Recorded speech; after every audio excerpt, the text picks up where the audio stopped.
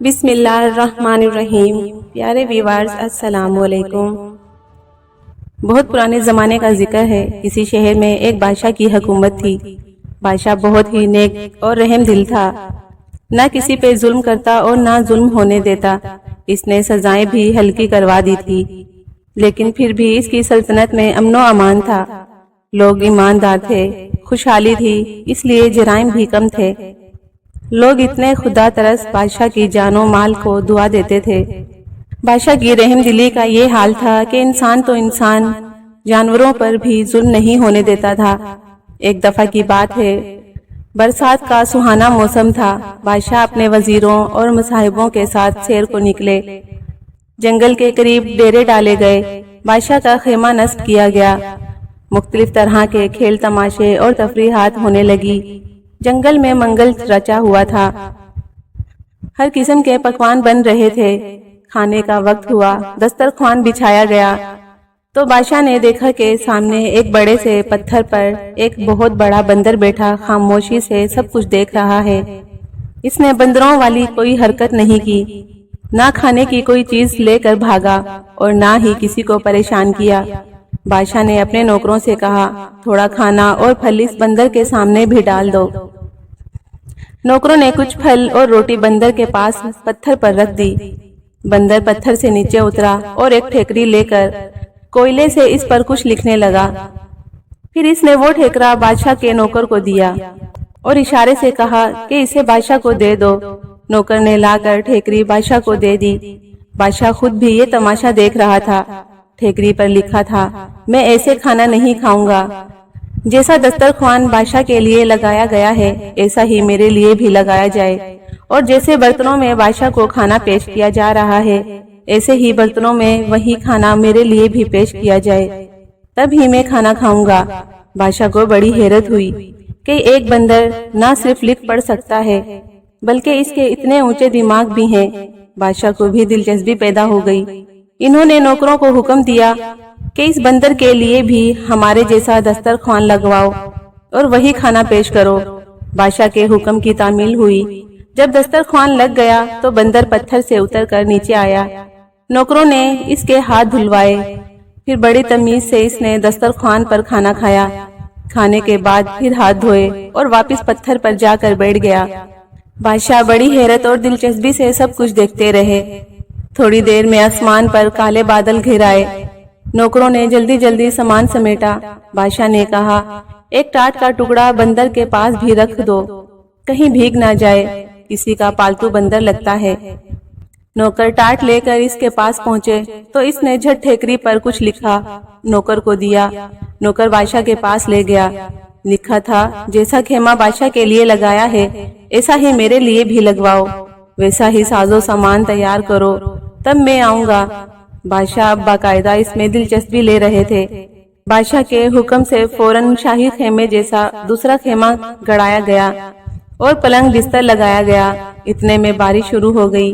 بندر بڑی نفاست سے اٹھ کر خیمے میں آیا اور بستر پر لیٹ گیا۔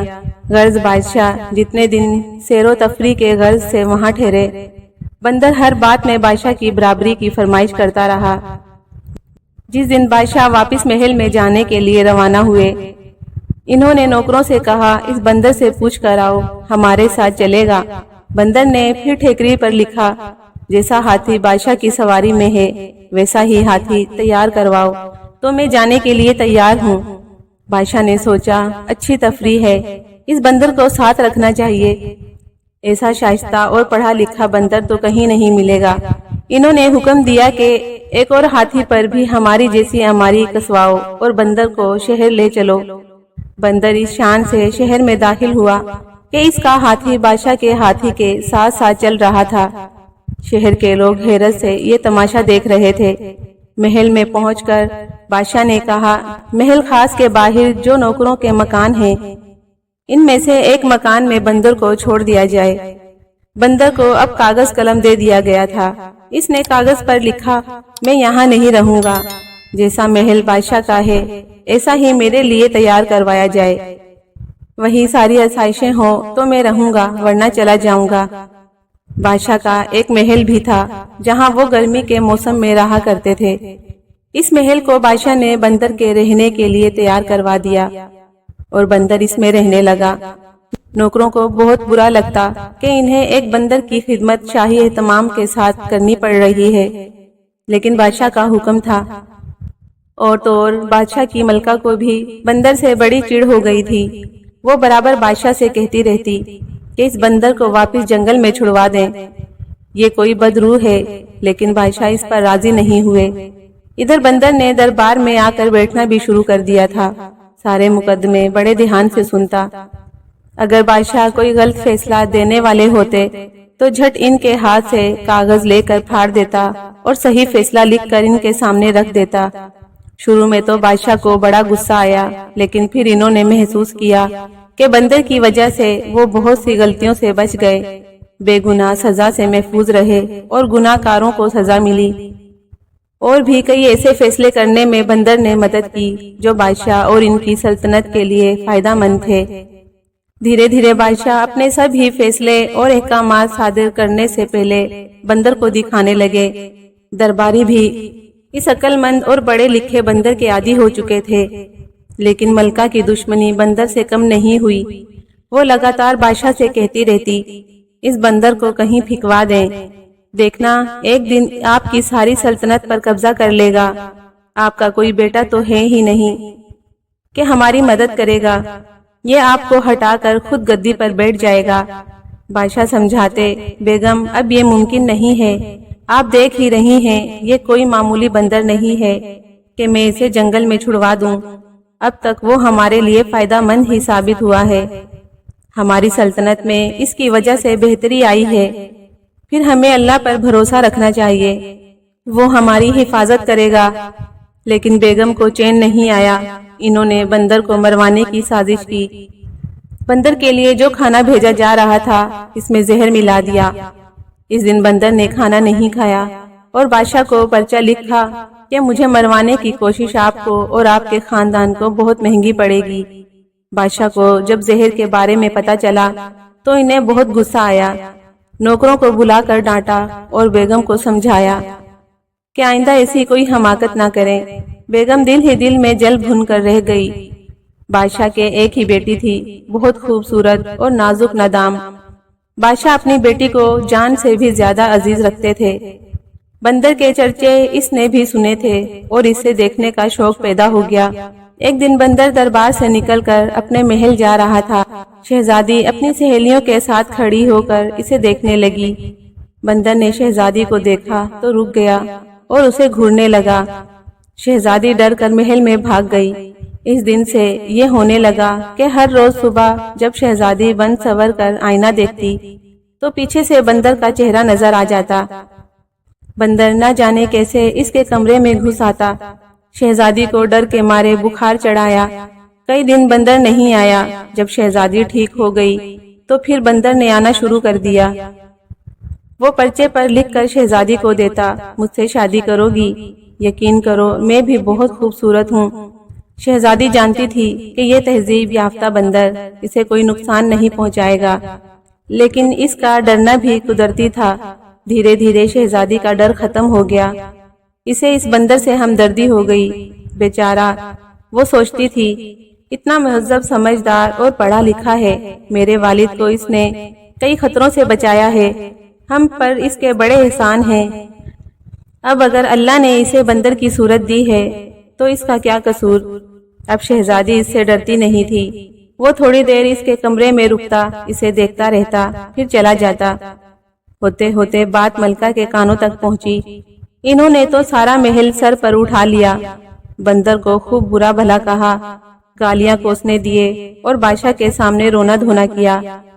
اب تو حد ہو گئی ہے، اب آپ کا وہ چہیتا بندر آپ کی لاڈلی بیٹی کے جان کے پیچھے پڑ گیا ہے، یا تو اسے نکالیے یا میں زہر کھا لوں گی۔ بادشاہ نے شہزادی کو بلا کر پوچھا، کیا بندر تمہیں پریشان کرتا ہے؟ شہزادی نے سچ سچ ساری بات بتا دی اور کہا، ابا جان، پہلے تو واقعی مجھے اس سے بہت ڈر لگتا تھا، لیکن اب نہیں لگتا، مجھے اس سے ہمدردی ہوتی ہے، پتہ نہیں کون ہے اور اس پر کیا مصیبت پڑی ہے۔ بادشاہ کو تو اطمینان ہوا کہ شہزادی کی جان کو کوئی خطرہ نہیں ہے، لیکن پھر بھی انہیں بھی یہ بات پسند نہیں آئی کہ بندر اس طرح شہزادی کے کمرے میں آئے۔ انہوں نے بندر سے بات کرنے کا فیصلہ کیا۔ اگلے دن بادشاہ بندر کے محل پہنچا۔ بندر باغ میں چہل قدمی کر رہا تھا۔ بادشاہ نے کہا، دیکھو میں نہیں جانتا کہ تم کون ہو اور کیا ہو، لیکن میں نے آج تک تمہاری ہر بات مانی ہے، تمہیں اپنے برابر کا درجہ دیا، جو شاید کوئی دوسرا بادشاہ اپنی سلطنت میں برداشت نہیں کرتا۔ لیکن اب تم نے میری بیٹی کو پریشان کرنا شروع کر دیا ہے، یہ مجھے گوارا نہیں ہے۔ اس سے پہلے کہ میں کوئی سخت قدم اٹھاؤں، تم اس حرکت سے باز آ جاؤ۔ بندر جھٹ محل میں سے کاغذ اور قلم لایا اور لکھا، میں آپ کی بیٹی سے شادی کرنا چاہتا ہوں اور آپ کو یقین دلاتا ہوں کہ اسے ہمیشہ خوش رکھوں گا، اسے کبھی کوئی شکایت نہیں ہوگی۔ بادشاہ تو ہکا بکا رہ گئے۔ اپنی پھول سی شہزادی کی شادی اور اس بندر سے، یہ تو کبھی نہیں ہو سکتا۔ انہوں نے صاف کہہ دیا، ایسا میری زندگی میں کبھی نہیں ہو سکتا۔ بندر نے بادشاہ کی کمر سے تلوار نکال کر تان لی اور دوسرے ہاتھ سے لکھا، اگر آپ کی زندگی میں یہ ممکن نہیں ہے تو مرنے کے لیے تیار ہو جائیے، آپ کو مار کر میں آپ کی بیٹی سے شادی کر لوں گا۔ آپ میرے محسن ہیں، اس لیے میں آپ کے خون سے ہاتھ رنگنا نہیں چاہتا۔ بادشاہ کو اپنی موت سامنے نظر آئی تو وہ بولے، میں سوچ کر جواب دوں گا۔ بندر نے لکھا، وہ جواب ہاں میں ہونا چاہیے۔ بادشاہ محل میں واپس آ گئے، سخت پریشان تھے۔ ایک طرف بیٹی تھی اور دوسری طرف زندگی، کیا کرے کیا نہ کرے۔ ساری رات ٹہلتے گزری، بیگم کو کچھ نہیں بتایا، جانتے تھے کہ محل سر پر اٹھا لے گی۔ صبح ہوئی تو وہ فیصلہ کر چکے تھے کہ اپنی بیٹی کو بندر کے حوالے کرنے کے بجائے جان دینا گوارا کر لیں گے۔ کچھ نصیحتیں اور وصیتیں کرنے کے لیے وہ شہزادی کے پاس گئے، اسے سمجھاتے رہے کہ کل اگر انہیں کچھ ہو جائے تو ایسا کیا کرنا ہے، اپنی ماں کو کیسے سنبھالنا ہے اور سلطنت کا کام کیسے دیکھنا ہے، کون کون وفادار ہوں گے، کون کون وفادار لوگ اس کی مدد کر سکتے ہیں۔ شہزادی نے آنکھوں میں آنسو بھر کر کہا، ابا جان آج آپ کیسی باتیں کر رہے ہیں، اللہ آپ کا سایہ میرے سر پر ہمیشہ بنائے رکھے، انشاءاللہ 100 برس جئیں گے اور حکومت کریں گے۔ بادشاہ نے سمجھایا، بیٹی وہ بندر میری جان کے پیچھے پڑ گیا ہے، کہتا ہے یا تو تمہاری شادی اس سے کر دوں یا وہ مجھے ختم کر دے گا، میری زندگی میں تو یہ ممکن نہیں ہے۔ تمہاری ماں اسے مارنے کی کئی ترکیبیں کر چکی ہے، لیکن وہ آج بھی زندہ سلامت ہے۔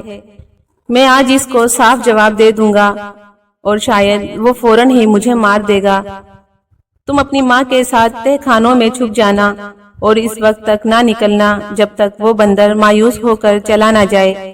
شہزادی نے کہا، ابا جان آپ کی جان اتنے عارضہ نہیں ہے، آپ صرف میرے باپ ہی نہیں ہیں، اس سلطنت کے بادشاہ بھی ہیں، اپنی رعایا کا آپ پر کچھ فرض ہے۔ آپ جا کر بندر سے رشتے کے لیے ہاں کہہ دیجئے، تقدیر کو کوئی نہیں بدل سکتا، اگر میری قسمت میں بندر ہی لکھا ہے تو وہ آپ کے جان دینے کے بعد بھی ہو کر رہے گا۔ بادشاہ مان گئے، حالانکہ ان کا دل رو رہا تھا، لیکن مجبور تھے۔ جا کر بندر کو اپنی رضامندی سنائی۔ بندر نے کہا، آپ شادی کی تیاریاں کیجئے۔ ملکہ کے کان میں جب بات پہنچی تو اس نے آسمان سر پر اٹھا لیا، بہت روئی دھوئی، جان دینے کی دھمکی دی، بال نوچے، کپڑے پھاڑے، لیکن ہونی ہو کر رہی۔ نکاح والے دن بادشاہ نے ملکہ کو ایک کمرے میں بند کر دیا، شادی ہو گئی۔ شہزادی رخصت ہو کر بندر کے محل میں چلی گئی۔ تب اماں جان کو کھولا گیا، بہت واویلا کیا، روئی پیٹی، لیکن اب کیا ہو سکتا تھا۔ اگلے دن صبح جب شہزادی محل میں آئی تو بہت خوش تھی۔ اماں نے اسے گلے لگا کر رونے کا ارادہ کیا، لیکن اس نے کہہ دیا، اماں اب اس سب سے کوئی فائدہ نہیں ہے، جو میری قسمت میں تھا وہ ہو گیا، میں خوش ہوں۔ اماں کی حیرت کی انتہا نہیں رہی، تو اس بندر کے ساتھ خوش ہے؟ ہاں میں خوش ہوں، اب رونا دھونا بند کر دو۔ شہزادی دن میں باپ کے محل میں رہتی اور شام کو اپنے محل چلی جاتی۔ خوشی اور اطمینان اس کے انگ انگ سے پھوٹ پڑتا تھا۔ بیٹی کو خوش دیکھ کر بادشاہ بھی مطمئن ہو گئے تھے، لیکن اماں جان کو یہ بات کسی طرح ہضم نہیں ہو رہی تھی۔ کہ ان کی بیٹی بندر کے ساتھ کیسے خوش ہے۔ ایک دن انہوں نے چھان بین کرنے کی ٹھانی۔ رات کو انہوں نے نوکرانی کی چادر اوڑھی اور بندر کے محل کی طرف نکل گئی۔ عام طور پر رات کو بندر اپنے محل کا دروازہ اندر سے بند کر لیتا تھا اور تمام نوکروں کو چھٹی دے دیتا تھا، لیکن اس دن اتفاق سے نہ جانے کیسے دروازہ کھلا رہ گیا۔ اماں جان چپکے سے اندر گھس گئی۔ شہزادی کی خوابگاہ کا دروازہ بند تھا۔ اندر سے ہنسنے بولنے کی آوازیں آ رہی تھی، کسی مرد کی آواز بھی تھی۔ اماں جان نے مارے تجسس کے کفل کے سوراخ سے جھانک کر اندر دیکھا۔ اندر مسہری پر شہزادی کے پاس ایک بہت ہی خوبصورت شہزادوں کی آن بان والا نوجوان بیٹھا تھا۔ دونوں ہنس ہنس کر ایک دوسرے سے بات کر رہے تھے۔ اماں جان نے دل میں سوچا، اچھا یہ بات ہے، تبھی تو میں کہوں میری بیٹی اتنی خوش کیسے رہتی ہے۔ اماں جان جانے کو پلٹی تو ایک طرف بندر کی کھال دکھائی دی۔ اماں جان نے سوچا، جب اتنا خوبصورت جوان ہے تو یہ معمولی کھال کیوں پہنے رہتا ہے؟ اگر میں اس کو جلا دوں تو پھر یہ کبھی بندر نہیں بن سکے گا۔ یہ سوچ کر وہ بندر کی کھال اٹھا لائی اور محل میں آ کر اسے آگ لگا دی۔ ادھر کھال میں آگ لگی اور ادھر شہزادہ جلنے لگا۔ جلارے مرارے بجھاؤ بچاؤ کہتا ہوا اٹھ کر بھاگا اور غائب ہو گیا۔ حیران پریشان شہزادی محل میں پہنچی تو دیکھا کھال جل رہی ہے۔ اس نے جلدی جلدی آگ بجھائی، دیکھا کہ اماں جان کی کارستانی ہے۔ ہائے اماں جان، آپ نے یہ کیا کیا؟ میرا سہاگ اجاڑ دیا۔ کیا دشمنی تھی مجھ سے آپ کی؟ اماں جان بولی، اے ہے مجھے کیا پتا، میں نے تو سوچا کہ نہ یہ موئی کھال رہے گی اور نہ تمہارا دلہا اسے پہنے گا۔ شہزادی کا روتے روتے برا حال ہو گیا۔ ماں آپ سے کتنا کہا کہ میری تقدیر پر چھوڑ دو، لیکن آپ کو بھی چین نہیں تھا۔ اب ٹھنڈک پڑ گئی آپ کو۔ اماں جان چور سی بن گئی، خود اپنے ہاتھ سے بیٹی کو برباد کر دیا۔ بادشاہ کو پتا چلا تو انہوں نے دور دور گھوڑے دوڑائے، مخبروں کو بھیجا، لیکن کہیں سے بندر شہزادے کی کوئی خبر نہیں آئی۔ شہزادی کی تو حالت دیکھی ہی نہیں جاتی تھی، سوکھ کے کانٹا ہو گئی تھی، نہ کھاتی نہ پیتی، نہ ہنستی نہ بولتی۔ کچھ دن ایسے گزرے، پھر شہزادی جوگن کے کپڑے پہن کر شہزادے کی تلاش میں نکل گئی۔ جنگل جنگل صحرا صحرا بھٹکتی پھرتی، پاؤں میں چھالے پڑ گئے، سب روپ رنگ ماند پڑ گیا۔ ایک دن رات کو جنگل میں ایک پیڑ کے نیچے بیٹھی تھی۔ اس پیڑ پر ایک چکوا اور ایک چکوی بیٹھے تھے۔ چکوی نے چکوے سے پوچھا، کیا بات ہے چکوے، تم اتنے اداس کیوں ہو؟ چکوے نے جواب دیا، کیا بتاؤں چکوی، یہاں سے یورپ کی طرف ایک شہر ہے، میں وہاں کے شہزادے کے لیے پریشان ہوں۔ اس کے سارے جسم پر بڑے بڑے ابلے پڑے ہوئے ہیں، نہ سو سکتا ہے نہ جاگتا ہے۔ سارے وید حکیم ہار گئے، کسی چیز سے کوئی فائدہ نہیں ہوتا۔ چکوی نے پوچھا، شہزادے کی یہ حالت کیسے ہوئی؟ چکوے نے کہا، کسی ظالم نے شہزادے کو جلا کر مارنے کی کوشش کی تھی، ان کی جان تو بچ گئی لیکن سارا بدن بری طرح جل گیا ہے۔ چکوی نے پوچھا، چکوے کیا ہمارے شہزادے کے دکھ کا کوئی علاج نہیں؟ چکوے نے کہا، ایک ہی علاج ہے، اگر کوئی ہماری بیٹیں اکٹھی کر لے اور انہیں سندل کے ساتھ ملا کر 40 دن صبح شام لگائے تو شہزادے کے زخم بھر جائیں گے۔ شہزادی فوراً سمجھ گئی کہ یہ اسی شہزادے کی بات ہے۔ چکوا چکوی تو صبح ہوتے ہی اڑ گئے اور شہزادی نے پیڑ کے نیچے پڑی ان کی ساری بیٹیں اکٹھی کی، ایک وید کا بھیس بدلا اور یورپ کی طرف چل پڑی۔ کچھ ہی میل دور ایک شاندار شہر نظر آیا۔ شہر بڑا خوبصورت تھا، لیکن وہاں کی ہر چیز پر اداسی چھائی ہوئی تھی۔ لوگ خاموش اور غمزدہ اپنے اپنے کام مشین کی طرح ادا کر رہے تھے۔ شہزادی نے جس سے بھی اس کی وجہ پوچھی، جواب ملا کہ ان کا شہزادہ جانو بلب ہے، اس لیے شہر پر ماتم چھایا ہوا ہے۔ شہزادی نے بازار سے سندل خریدا، دوائیں پیسنے والی کھرل اور دوسرا ضرورت کا سامان خریدا اور شاہی محل میں جا پہنچی۔ پہرے دار سے کہا کہ بادشاہ سے کہو ہمالیہ کی پہاڑیوں سے ایک سادھو وید آئے ہیں، وہ شہزادے کا علاج کر سکتے ہیں۔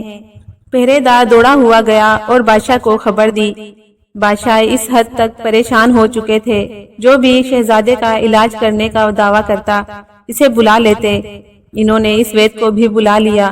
وید کی کم عمر دیکھ کر انہیں شک ہوا کہ یہ نو عمر وید کیا کرے گا، بڑے بڑے وید یہاں ہار چکے ہیں۔ پھر بھی انہوں نے پوچھا، بھائی تم کیا کر لوگے؟ دنیا بھر کے وید حکیم ہار چکے ہیں، اب تو دعاؤں کا ہی سہارا ہے۔ شہزادی جو وید کے بھیس میں تھی بولی، حضور اگر 40 دن کے اندر شہزادے صحت یاب نہ ہو جائیں تو جو چور کی سزا وہ میری سزا۔ بادشاہ راضی ہو گئے۔ شہزادی نے کہا، شہزادے کے کمرے کے پاس مجھے کمرہ چاہیے تاکہ میں دن رات ان کا علاج کر سکوں۔ بادشاہ کے حکم سے اسے فوراً کمرہ دے دیا گیا۔ جب وہ شہزادے کے پاس پہنچی تو اس کی حالت دیکھ کر اس کا دل رو دیا۔ اس نے بڑی مشکل سے ضبط کیا، فوراً اپنے کمرے میں جا کر سندل کے ساتھ چکوا چکوی کی بیٹیں پیسی، پھر بہت احتیاط سے شہزادے کے جسم کے زخم صاف کیے۔ شہزادہ درد سے تڑپ رہا تھا، پھر اللہ کا نام لے کر وہ لیپ اس کے جسم پر لگا دیا۔ شہزادے کے زخموں میں ٹھنڈ سی پڑ گئی۔ نہ جانے کتنے دنوں کے بعد اس کی آنکھ لگ گئی۔ بادشاہ کے پاس جب یہ خبر پہنچی تو وہ سجدہ شکر بجا لائے۔ انہوں نے حکم دیا کہ وید کا ہر طرح خیال رکھا جائے اور اس کے ہر حکم کی تعمیل ہو۔ شہزادی نے تیمارداری میں اپنے دن رات ایک کر دیے، اپنے ہاتھ سے پکا کر ہلکی اور طاقتور غذائیں اسے کھلاتی، اس کے زخموں کو صاف کرتی، صبح شام دوا کا لیپ لگاتی۔ ہفتے بھر میں شہزادے کو اتنا افاقہ ہو گیا کہ وہ اپنے ارد گرد کی چیزوں پر دھیان دینے کے قابل ہو گیا۔ پگڑی اور داڑھی میں یہ وید اسے کچھ جانا پہچانا لگا، لیکن یاد نہیں آیا کہ کہاں دیکھا تھا۔ وید اس کے سامنے بات بھی بہت کم کرتا تھا۔ مہینے بھر میں شہزادے کے زخم پوری طرح بھر گئے، لیکن ابھی کھال کچھ کچی تھی۔ ویسے بھی چکوا چکوی نے 40 دن کے علاج کی بات کی تھی، تو شہزادی اسی طرح اس کے زخموں پر مرہم لگاتی رہتی۔ شہزادہ اس کی خدمت کا دل سے متعارف تھا اور بادشاہ نے تو اسے بہت بھاری انعام دینے کی تیاریاں کر رکھی تھی، لیکن ہوا یہ کہ 40ویں دن شام کو دوا شہزادے کے جسم پر لگا کر شہزادی کسی سے کہے سنے بغیر محل سے نکل گئی اور سیدھی اپنے شہر کے لیے روانہ ہو گئی۔ ہاں، اس نے شہزادے سے ایک انگوٹھی ضرور مانگ لی تھی، لیکن اسے یہ پتہ نہیں تھا کہ وہ چلی جائے گی۔ ادھر محل میں شہزادے کے جشن و صحت کی تیاریاں زور و شور سے ہو رہی تھی، لیکن وید کا کہیں پتہ نہیں تھا۔ شہزادہ پریشان تھا اور بادشاہ حیران تھے کہ کیسا بے نفس آدمی تھا کہ ایک پیسہ اجرت کا لیے بغیر خاموشی سے چلا گیا۔ انہیں یقین ہو گیا کہ وہ یقیناً اللہ کا بھیجا ہوا فرشتہ تھا جو ان کے بیٹے کو صحت اور نئی زندگی دینے آیا تھا۔ مکمل صحت یاب ہونے کے بعد شہزادے کو اپنی نئی نویلی دلہن کی یاد آئی۔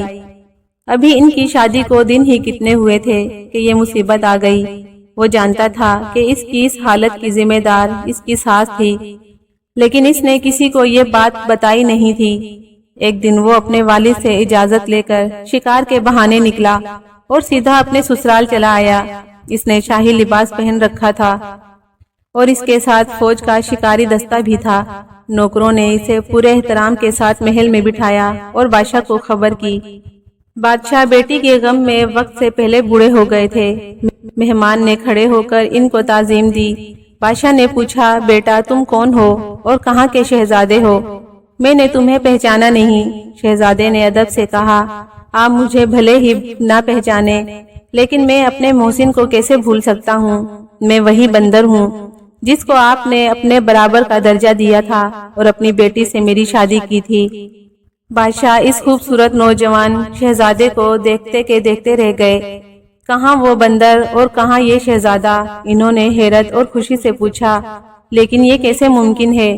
شہزادے نے کہا، میں اپنی کہانی آپ کو بعد میں سناؤں گا، اب کیا میں اپنی دلہن سے مل سکتا ہوں؟ بادشاہ نے بتایا، وہ اب بھی اسی محل میں رہتی ہے جہاں تم رہتے تھے۔ اس نے تو دنیا ہی چھوڑ دی ہے، تم شوق سے وہاں جا سکتے ہو۔ بادشاہ کو حیران و پریشان چھوڑ کر شہزادہ سیدھا محل میں آیا۔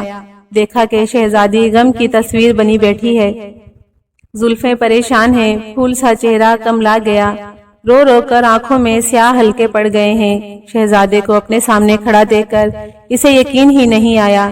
شہزادے نے کہا، ہاں شہزادی، تمہاری محبت مجھے کھینچ لائی۔ تمہاری ماں نے تو مجھے مارنے میں کوئی کسر نہیں چھوڑی تھی۔ میرا سارا جسم بڑے بڑے ابلوں سے بھر گیا تھا، میرے بچنے کی کوئی امید ہی نہیں بچی تھی۔ شہزادی نے پوچھا، پھر آپ ٹھیک کیسے ہوئے؟